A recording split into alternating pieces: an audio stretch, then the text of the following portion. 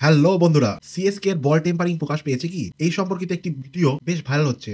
হ্যাঁ বন্ধুরা, আপনাদের মনে আছে পরশু এমআই বনাম সিএসকে এর ম্যাচ ছিল? সেই ম্যাচে ঋতুরাজ রাইকর্ড এবং খলিল আহমেদের একটি ভিডিও বেশ ভাইরাল হচ্ছে। সেখানে কিছু মুহূর্তের জল্পনা তৈরি হয়েছে যে তাদের দুজনের দ্বারা বল টেম্পারিং করা হয়েছিল। ভিডিওতে দেখা হচ্ছে যে খলিল আহমেদ এবং ঋতুরাজ রাইকর্ড একে অপরের সাথে একটি ছোট্ট জিনিস বিনিময় করছে এবং পরে ঋতুরাজ সেটি তার পকেটে রেখে দেন। এই মুহূর্তের পরে কিছু প্রতিক্রিয়া ভাইরাল হতে শুরু করে। অন্য একটি নিষেধাজ্ঞা আসছে সিএসকে এর ওপর। একজন ইউজার লিখেছেন ২ বছরের জন্য সিএসকে স্থগিত। তারা আবার সেই অবৈধ কাজ শুরু করেছে। তারা এখন বল টেম্পারিং করছে। অন্য একজন ইউজার লিখেছেন খলিল আহমেদ ঋতুরাজ গায়কোয়াড়কে গোপনে কিছু দিয়েছেন বল টেম্পারিং করার পর এবং ঋতুরাজ পরে এটি পকেটে লুকিয়ে রাখে। এই অপরাধীদের আবার নিষিদ্ধ করা উচিত এবং চিরতরে নিষিদ্ধ করা উচিত। ভাই, এগুলো তো অভিযোগ উঠতেই পারে। অন্যদিকে কিছু লোক এই বিষয়টি সমর্থনও করেছে। যেমন একজন ইউজার লিখেছেন খলিল আহমেদ তার আংটি বা আঙুল সুরক্ষা সরিয়েছিলেন। তারপর ঋতুরাজ গায়কোয়াড় তাকে বল দেন। তারপর খলিল আহমেদ সেই আঙুল সুরক্ষা বা আংটি ঋতুরাজকে দেন।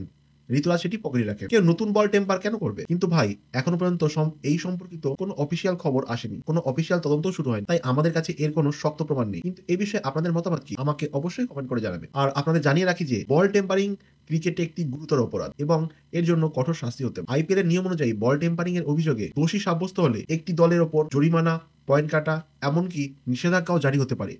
এই ঘটনার বিষয়ে এখনো কোনো অফিসিয়াল তদন্ত শুরু হয়নি। তাই এই বিষয়ে কোনো চূড়ান্ত সিদ্ধান্তে আসা উচিত নয়। আশা করি এই তথ্য আপনাদের সহায়তা করবে।